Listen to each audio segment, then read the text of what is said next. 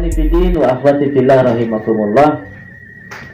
Sebagaimana sudah kita bahas di sebelum-sebelumnya bahwa di bulan Ramadan ini adalah bulan diturunkannya Al-Quran bahwa Al-Quran itu isinya 30 juz, 114 surat adapun ayatnya mangga diatang nyalirat itu ada yang bilang 6.666, ada yang bilang 6.000, pokoknya sekian diatang nyalirat, karena ayat itu sebetulnya adalah tanda sedangkan kalau tanda kita ini kan anu ayat buledan, nah itu tanda ayat sedangkan ayat-ayat Allah itu ada ayat kauniyah, ada ayat Qur'aniyah ada ayat Allah yang termaktub di dalam Al-Quran, ada ayat Allah yang tidak termaktub di dalam Al-Quran maka kemarin kita sudah membahas bahwa Al-Quran diawali dengan suratul Fatihah Kenapa dinamakan suratul Fatihah? Karena pembuka di dalam Al-Quran, maka disebutnya Al-Fatihah. Atau disebut juga As-Sab'ul Masani, 7 ayat yang diulang-ulang. Disebut juga dengan Ummul Quran, induknya Al-Quran.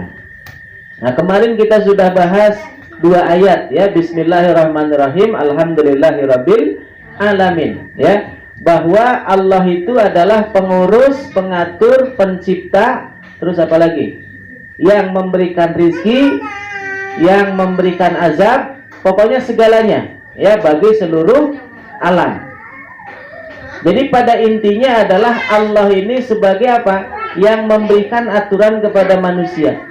Di dalam mengatur manusia ini Allah sifatnya apa? Ar-Rahman, Ar-Rahim Maka di dalam mengatur manusia Allah mempunyai sifat Rahman, Rahim Walaupun Allah itu berhak, Allah punya hak prerogatif untuk menentukan, tetapi Allah tetap menggunakan sifatnya yakni Rahman, Rahim.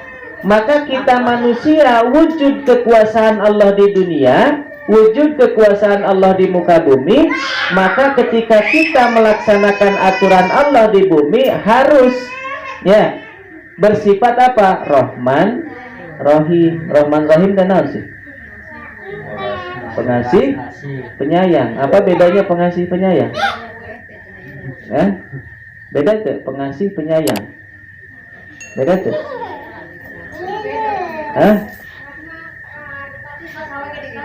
Oh gitu. Itu.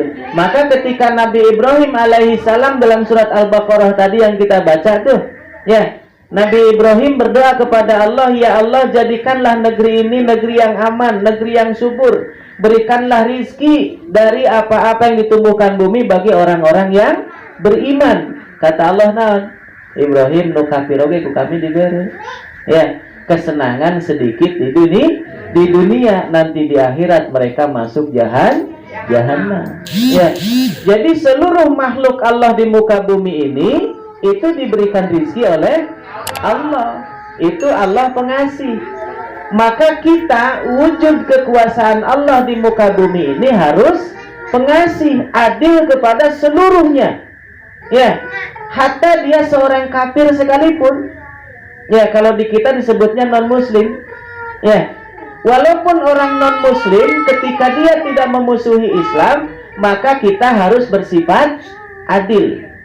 Tidak boleh kita zalim. Tidak boleh zalim karena dia orang kafir, karena dia non-muslim, terus kita zalim, tidak boleh. Kecuali jika mereka memerangi kita, mereka mengintimidasi kita, mereka mengusir kita dari kampung halaman, baru boleh kita perangi. Nah itu. Maka ketika Allah mempunyai aturan, ketika Allah mempunyai undang-undang, maka di bumi ini harus ada pelaksana aturan dan undang-undang. Siapa pelaksananya? Inni ja'ilun fil ardi khalifah. Maka pelaksana aturan Allah di muka bumi ini adalah khalifah. Maka khalifah ini harus sifatnya apa? Rahman, Rahim. Tidak boleh semena-mena. Entong abong-abong khalifahnya, gitu. Entong rasa maneh pamimpin kepada rakyat, zalim, tidak boleh. Maka pemimpin yang zalim dia akan berada di neraka jahanam. Ya, pemimpin yang zalim itu siapa? Pemimpin yang zalim itu adalah lam yahkum bima anzalallah, yang tidak berhukum dengan syariat Allah, yang diturunkan Allah. Itu pemimpin zalim namanya. Ya, bukan pemimpin yang menaikkan pertama ujug-ujug tengah puting sampai saya mah leutik kita mah. Ya, atau tibang pertama kan ekene premium. Ya, premium dia naik senapa ya, terus naik motor atau naik sepeda. Ya. Dan tiba heula ge pan urang teh teu make bensin teu naon ya. Gitu. Dari dulu juga kita tidak pakai listrik nggak apa-apa, tapi kenapa kok ayeuna gujrut? Begitu listrik naik gujrut. Ya, cek almarhum dia mah, lamun mah teu kabayar nya geus tong make listrik. Gitu. Tong make gujrut demo ka itu kadia manfaatna.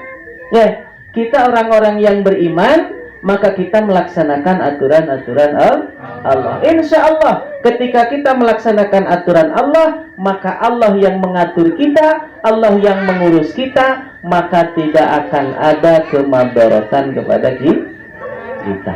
Nah, ibu-ibu, bapak-bapak semuanya, mudah-mudahan ya di hari yang keempat ini saum kita lulus di hadapan Allah. Ya.